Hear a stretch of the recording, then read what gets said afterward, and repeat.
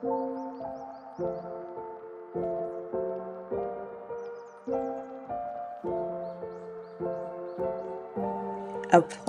the Hydrating Glow Conditioner directly after shampooing. It will add moisture back into your hair.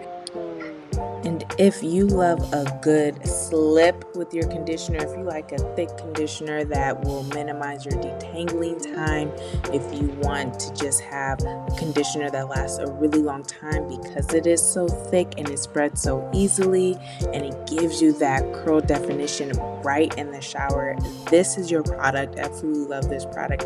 It is packed with amino acids and fatty alcohols that are just going to provide nutrients to your hair as well as your scalp. So it is totally fine to use this product close to the scalp. It is very gentle but extremely hydrating.